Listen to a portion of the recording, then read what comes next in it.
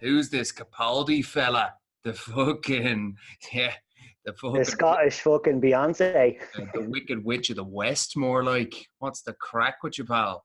Oh, good. Where are the beefs, eh? The beeves are in the fridge, my friend. Chef Fit podcast, folks. Welcome. Episode 32. Work-life balance. POBG. What's fucking happening? All good, man. All good. Fresh off the back of my second ever sub 25 5K here in the streets. Sick. That's something that's fun. Do you know what's funny, Peter? That Peter was banging his fucking head against the wall for a year and a half trying to run 5K in a park run in under 25 minutes, right?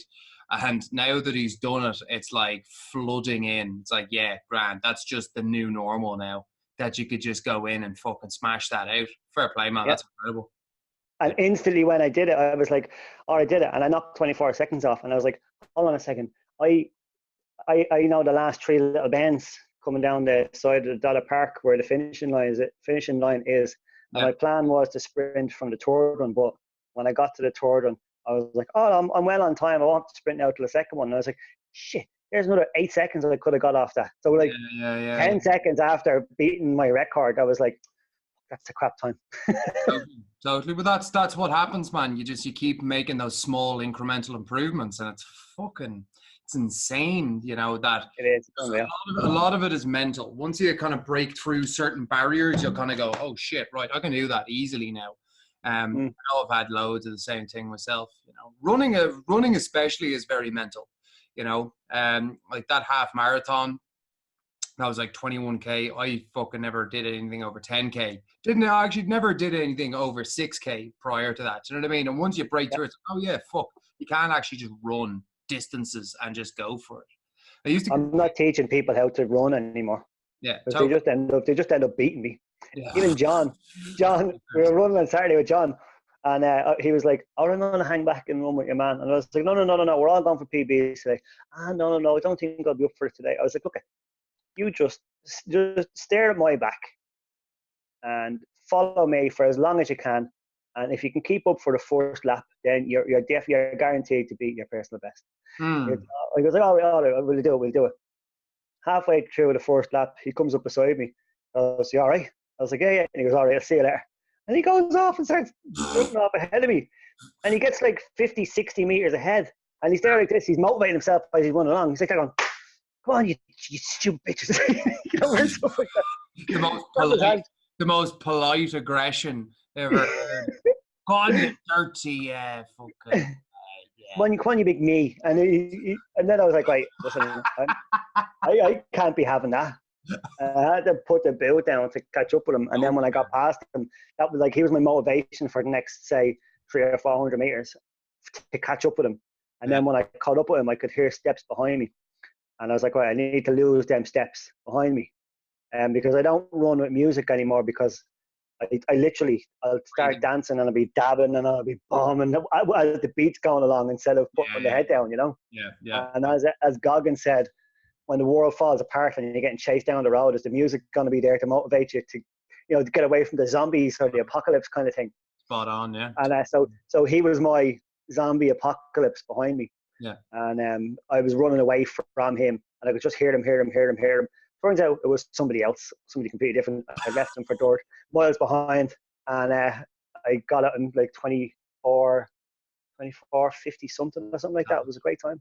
Excellent, man. Fucking fair play to you. It's so mental, and once you break through that, it's one of those things where that glass ceiling is shattered and there's no fucking, you know, it doesn't re-emerge. I used to have the same thing with lifting weights, and I used to be like 180 kilos was on a bar for a squat was always a big mental barrier, because it's because you used to stack it on a bar and it would be 4 big plates. You know what I mean? You kind of always have in the gym, you always had 20 kilo plates. They were the fucking big ones, and 4 of those on each side. And you could see it, looking at it, it would almost intimidate you. And then I noticed as I got stronger, it was like 180, cool, I could do it for 1. Now I can do it for 3. Now I can do it for 5. And I fucking eventually get to the point where it's like, actually 180 is not not that heavy at all. And it's just about, it's about fucking piecing together and making incremental improvements until you actually break those glass ceilings down. You also got to realize that the game is all mental. And once you do make the breakthrough, it's like there's no going back, which is a big part of it. Anyway, on to today's episode. So basically, Chef, today is about work-life balance. The fact that chefs do not have any work-life balance. This is what we're going to be diving into.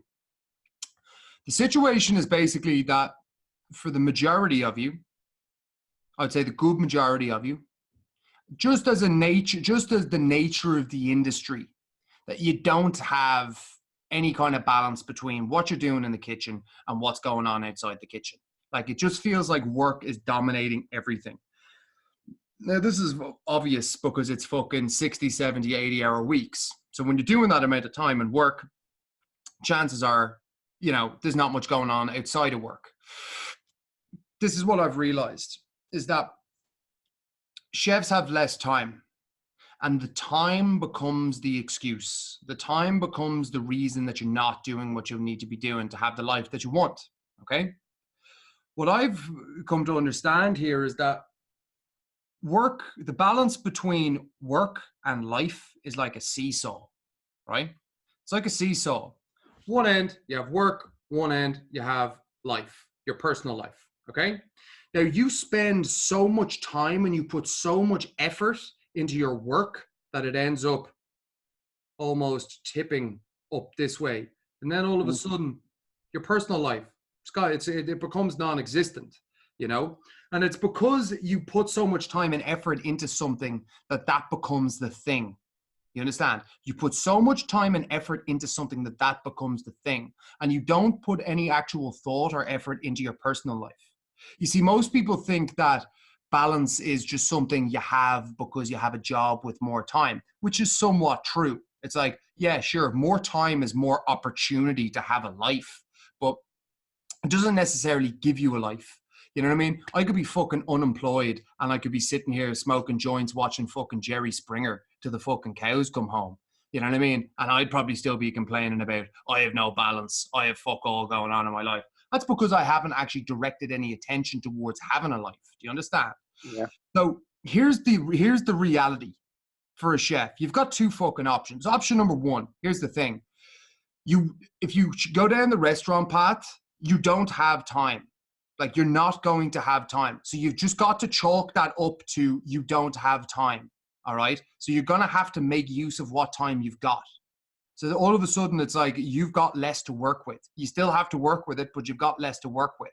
The other option is you go down the path where Peter went this way, where he went to, contract catering, he went to agency, which freed up far more time for himself and gave him a more manageable life in terms of the time that he has.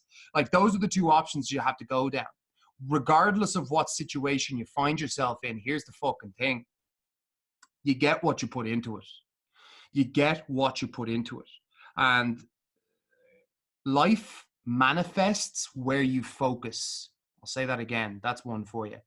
Life manifests where you focus. Do you understand? It's like thoughts become things. So if you start focusing in on something, shit will start to happen around that thing. For example, it's like for me right now in my fitness life, I started doing jiu-jitsu a couple of months ago, and I've really fucking gotten into it and I want to get good at it. So I really focus in on that thing. And all of a sudden life kind of manifests itself around that. Now I've noticed I've just got like my new jiu-jitsu gi just arrived in there, in the door. That's your kimono that you wear. I had to get a new one because my other one didn't fit me.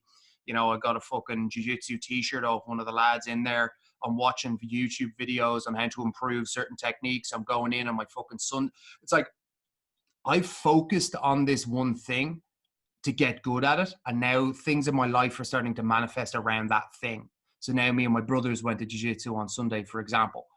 The same, like, it's not handed to you on a platter. Like, I'm not going to randomly just go, geez, it'd be nice if I was good at jiu-jitsu. It's like, no, you have to focus your fucking efforts on the thing. So when it comes That's what's happening with me with Chef. Yeah, totally. That's another great example. And I actually spoke about this with Ella on Sunday. We were going for a walk.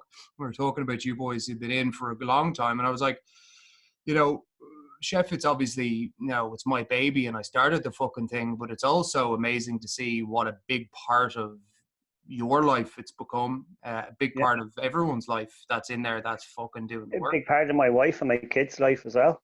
Totally. Totally. And you really focused in on that thing. You fucking got, you went in and you went for it and you fucking come out the other end and it's like, oh shit, this is actually part of my life now. Yeah, I chose from day one. My main goal was to get addicted to this, and that's the way it is now. In order for that to happen, I would never have been able to do it. Well, never mind when I was working in hotels. You're talking 80-20 then on the scales. And then in restaurants, you're talking 30-70 Mm-hmm. or 70-30 even work, home, life. And then the way I have it now, 3 o'clock, I'm out the door. And I swear to God, I could forget the people's names that I work with. Yeah. That's where I have gotten myself to. Now, where I'm working now is a permanent position, but when I went in originally, I was there for 7 months on a relief basis through a recruitment agency. And what that taught me was to forget about work when you walk out of it. Mm. And in order to do that, it doesn't mean that you hate your job or you lost your passion for cooking or anything like that.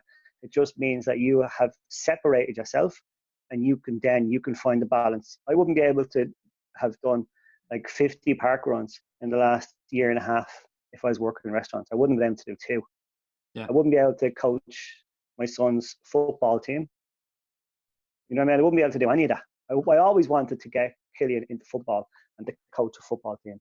I always wanted to have Saturdays off to do something for myself, something athletic. Originally, I thought it was going to be something to do with cycling. I wouldn't have thought it was running, but it turned out to be running. And then on Sundays, every father's dream is to get up in Sunday morning and go and watch a kid play football. Yeah. And Totally. it's impossible. It's impossible to do that. There isn't a chef dad that will go to every training session and go to every match and get their own bits done as well. I think an important thing to take away from that though is that it's not handed to you on a platter. Yeah. Like you have to decide what you want and you have to fucking focus towards that thing. It's like, There's a circuit reset that has to go on as well, where you kind of go through this battle with yourself of what do I want to do, and that starts for like the first, for me, maybe 2 years. My last 2 years working in restaurants is when that circuit restart had to happen, because reprogram, yeah, big time, because everything is working. When you're working as a chef at top level, everything is about work, everything is about your results, everything is about your last dish, your next dish, where you're working now. And the job lifespan isn't much for chefs, but it's always about going for the best that you can all the time, and it does become everything that you are in there. And then when I look back, originally I thought, right, I don't like it anymore. I don't like chefing. I don't like cooking. But now that I've found a good balance in my life, I know that is a means to an end. yeah. So my expertise, knowledge, experience in that means that I can do what I'm doing now. Yeah, But I totally. do need to keep doing that in order to maintain the proper work-life balance and the quality I of life. think I think now what I want to get across to everyone here is that you don't necessarily have to go. Like Peter's got a family and he's got kids, and it's like there's moments there that you do not want to miss, 110%. And I would recommend in his situation that you go down that same route if you're in that situation. There's also another degree of this with chefs who, if you want to work at a top level and you want to fucking do that, that's fine. If that's what you want to do, that's absolutely fine. Well, the same principle goes. It's not like balance is not handed to you on a fucking platter. Like it's really not. Like Peter's saying, he wants to get up and do a park run on a Saturday. He doesn't have to. He could probably sleep in till fucking 11 o'clock, but he doesn't. He gets up and he fucking goes and does it. He probably doesn't. You know what I mean? It's like Sunday. He wants to go to his kids' games. 110%. It's like it all depends on what you actually want. And for a lot of you, it's like you'll say one thing, but you'll totally do another. Like if you really want that kind of balance, then you need to step back from fucking doing a 90-hour week. If you hate what you're doing, it's like, okay, cool. Maybe we need to question some things here. Do you know what I mean? But if you love what you're doing and you want to make the best of your situation, like if you love doing those, well, I think people are lying when they say they love doing those hours, but maybe you love to cook and maybe you want to fucking pursue those accolades. You know, maybe that's the direction you want to go in. Like the thing is then, man, or chef, that you are going to have to fucking apply some serious effort to what is happening outside the kitchen. Like, think about it like this. The reason that you don't have balance is because, first off, your lifestyle choices, like eating shit, staying up fucking late, booze, drugs, all of that, that is leading you to a place where you're physically exhausted, where you're really, really fucking tired. Like the hours are bad enough. You're now multiplying that by fucking 2 or 3 by how you treat yourself. And as a result, there's never any energy or motivation to do things. So when you wake up on days off, it's very easy to sleep in till lunchtime, float around the fucking gaff, maybe go for a fucking coffee. You know, maybe you just end up going for a pint in town and then you stay and you have a takeaway. And it's like, that's just the cycle. There's nothing actually being achieved outside work. And that purely stems from, obviously the hours are there. You can't affect that. So what can you affect? You can affect your fucking decisions. You know, no one used to, like when I felt like I had no balance and I was doing a 68, 70-hour week and I was hating my fucking life in the service industry, no one was putting a gun to my head and saying, stay up, smoke 3 or 4 joints and stay up fucking watching shit till 4 a.m. You know what I mean? Like no one put a gun to my head and told me to fucking do that. Do you understand? No one told me to do that. I was making that choice, yet it was someone else's fault that I didn't have balance in my life. So it's like, if you made the call to fucking be here, if you got dealt this hand of cards and you're playing this hand of cards, it's like, you need to make the best of the fucking hand. You know, you need to make the best of the hand. And if you focus in on organizing your life outside, imagine the seesaw, that work is totally dominated and it's like fucking way up here. In fact, the seesaw wouldn't even fucking work like that. Actually, it'd be work way down here. That's weighing. I had a weighing scale. That's an analogy I've been using today, is a weighing scale. Yeah. And it's like that the weight of your work is really bringing down this side of the seesaw. You need to direct your efforts at your personal life to try and bring it back into even keel. And how that's going to happen is, number one, the step one to fucking creating balance in your life is going to be, you need to start addressing your fucking lifestyle choices. Like number one, numero uno, real basic stuff. It's like, you need to be exercising. You need to prioritize a schedule around exercising multiple times per week. You need to prioritize a schedule around eating food regularly, like good, nutritious food regularly. And those are the 2 main premises. And then when you are have a structure around exercise and you have a structure around nutrition, you start to remove the things that are ruining you. You probably don't need to be drinking every night. You probably don't need to be smoking joints every night. And you probably don't need to be falling asleep in front of your fucking TV at 4 o'clock in the morning, especially if you're home by midnight. You know what I mean? It's like, you don't need to be doing that shit. So stop doing it. And what happens then is that first door that you pass through, where it's like better choices. Cool. What starts happening then when we're exercising? Not talking mental shit. I'm talking real basics, like going for a fucking run, maybe going in and doing a gym session a couple of times a week, and then you're eating better food and you're not staying up as late and you're not poisoning your fucking body on a regular basis. What happens then is, now you've this sense of feeling good, and now you've got energy, and now you've got motivation. And now when I'm positive, I'm energized and I'm motivated, now I'm far more likely to go and do shit that actually makes me feel satisfied in my life. Like, give you a specific example. Like, go to bed at 4 o'clock in the morning, wake up at 11:30 the next day, and then float into work and see how you feel. You probably feel like shit. You probably need several coffees and a smoke to make yourself feel fucking normal again. Whereas if you had got home at midnight, you had winded yourself down, gone to bed at 1, 1:30, and then woke up at, let's say, fucking 8:30, 9 o'clock or 9 o'clock, whatever, got up, you know, went for a run, came back, cleaned your fucking gaff, did a load of laundry, went to the bank or went to the shop, and then you went into work, how would you fucking feel? You'd probably feel a lot more accomplished. You'd probably feel like, oh shit, yeah, got up and I got after it today. Yeah, 100%. And then what happens on a day off? Instead of waking up at 1 o'clock, now because you're making better choices, you can wake up earlier. Now you're waking up at 9:30, 10. You might even be waking up at 8 or 9. And it's like, again, you go through this same process. I now feel good. So now I have the headspace to go and do shit that makes me feel productive. Now take it to the next step. The next step is the ability to organize yourself. Once you're in a good spot, the ability to organize. So like once you have that energy and you're getting up, cool. Now it's like, imagine the mise en place. We talked about it before, episode 18. It's like mise en place in your life.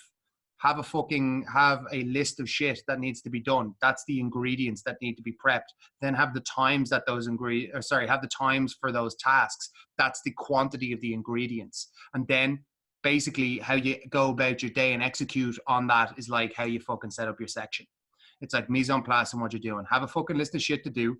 Have the times that you're going to do them, and then go and do them. And what happens then as a result of that is you get a feeling of achievement and accomplishment. Human beings we're task-orientated creatures. You know what I mean? We like to do shit and get it done, and you feel good and you feel satisfied after that. That's what balance is. You know what I mean? That's what balance is about.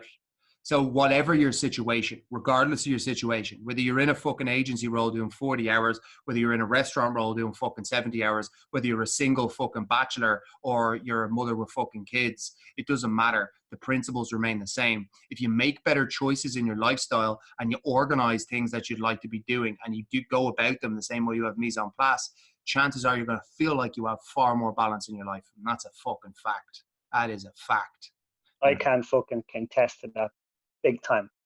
Okay. Remember, I was working, right? I was the head chef in Red Torch Ginger, right? Yep. Dead centre of town, Thai restaurant, mental all the time. And I'd been toying with the idea of getting out and working a day job for ages. And I was talking to my brother about who did the same thing, but a long time ago. He'd been a chef for 20 years. Yeah. And he said, what's holding you back? I said, the money is. He said, the money will make its way back up. And he goes, the money's not what's important. And that rung with me loud and clear from then and still now to this very day. And that's what I tell the lads as well when other people are thinking about switching career, well, slightly altering their career, you know? Yeah, totally, yeah. And so you say to them, you know, that, like, of course, money's important. You need money to live, right? You need money to do a bit, especially if you're living in Dublin or London, where most of the lads are as well. The rent is crazy. We all have to earn. But money is not. You have to prioritize. You need to get that work-life balance. It's not just about money. It's different. There's different currencies. There's cash money. That's a currency. Time is a currency. Totally. Family is a currency, and your health, your physical and mental health, they're also currencies. So my brother told me that a long time ago, and they always come back into play when it comes to what is the next step. 100%. 100%. You know what I mean? You're talking about when people are building up a routine and they've gone to the bank, they went for a run, and they start to feel good. That's a weird thing for chefs to be out of work and to have that feel good feeling that they used to only getting that from getting absolutely slaughtered up the arsehole with 300 covers on a Friday night, and then it's 12 o'clock and like, oh yeah, we did it. That's great. High fives all around, and that's your endorphin. That's your highlight of the day. Do you know what I mean? And I understand it. I did it for an awful long time, but that's the last thing I would get off on now. Totally.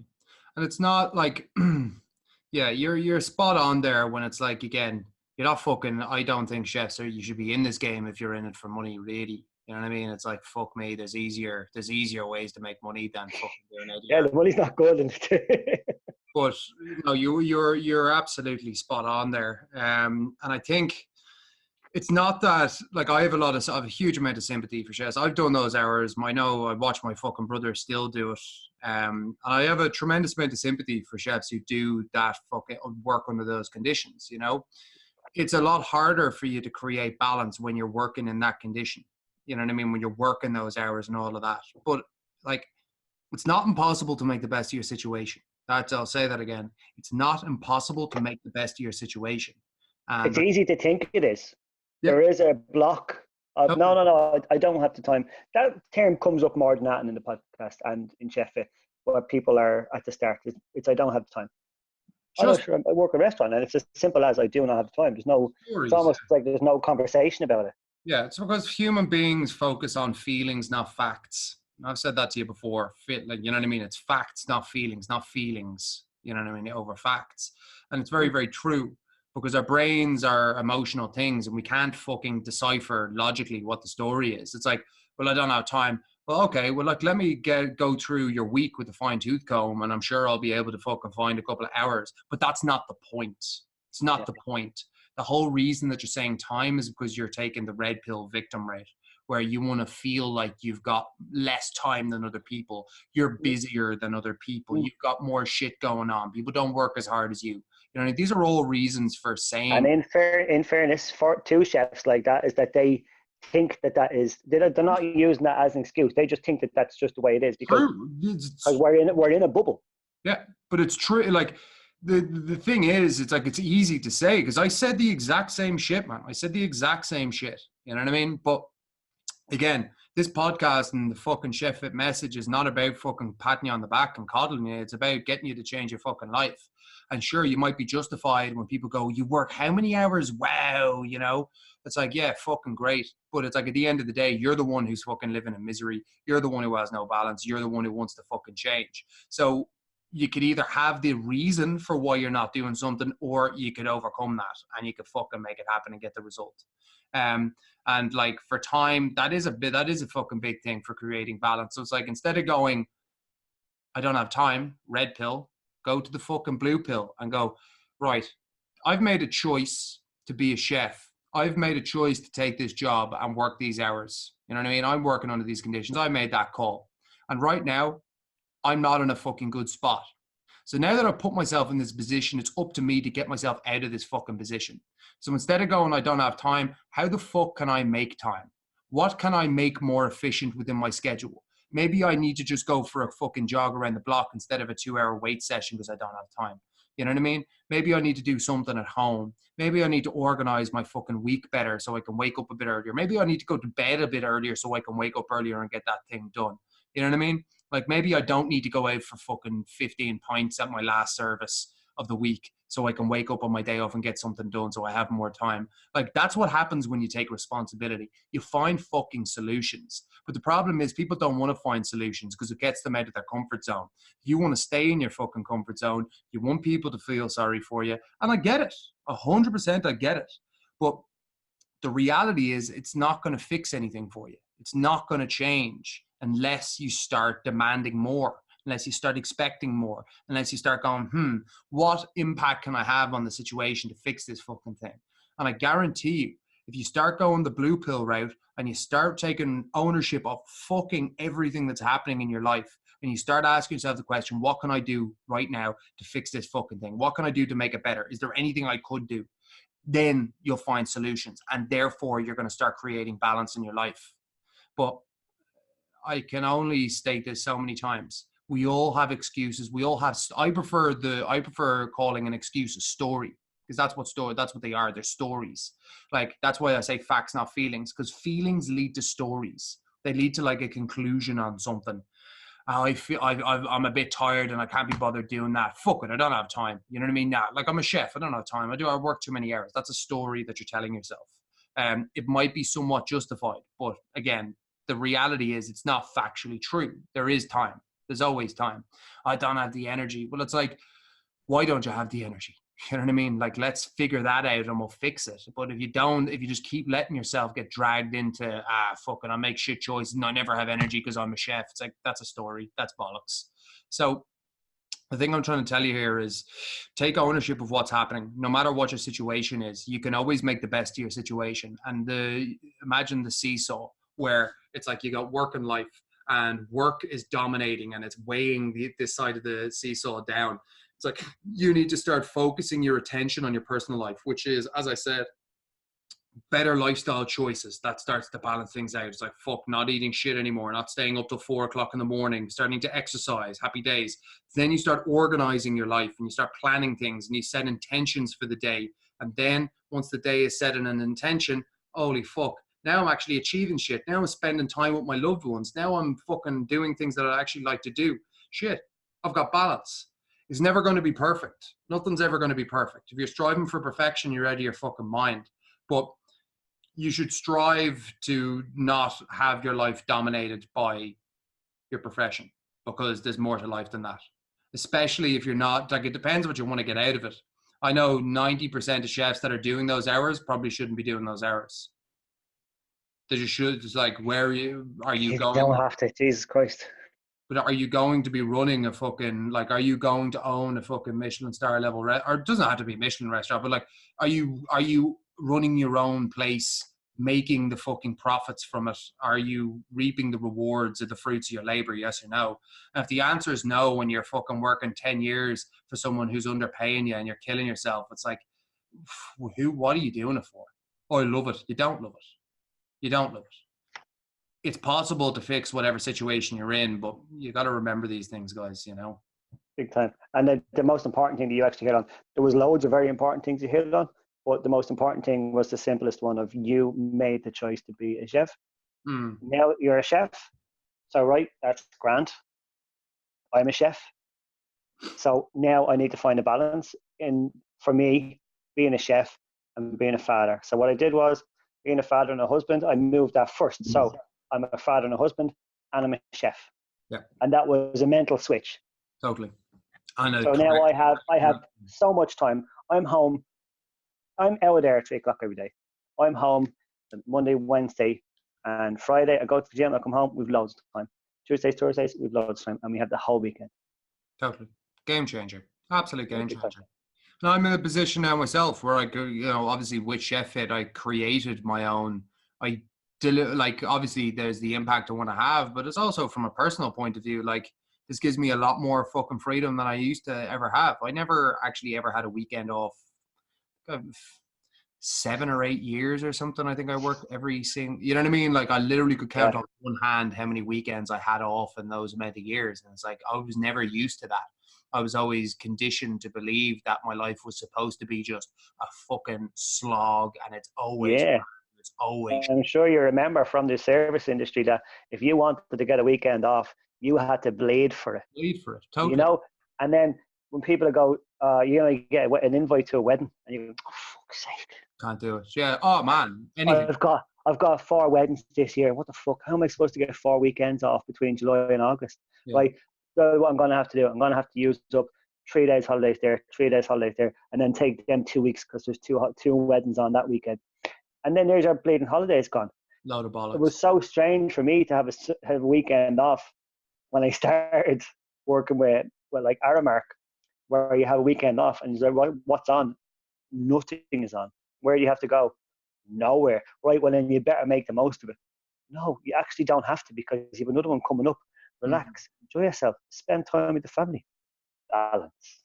Yeah, totally. How many days off do you have over Christmas? 1. You know what I mean? Like that kind of shit. And I remember back, and fuck me.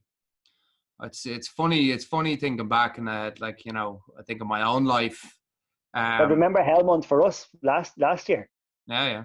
Yeah, it was really weird because there were so many of us in it. Yeah, totally. Was that over Christmas? Yeah, that was Christmas. Yeah, because remember you were like holding on to us, going, "Listen, lads, we're okay. Yeah, I do. Christmas, it's just Christmas."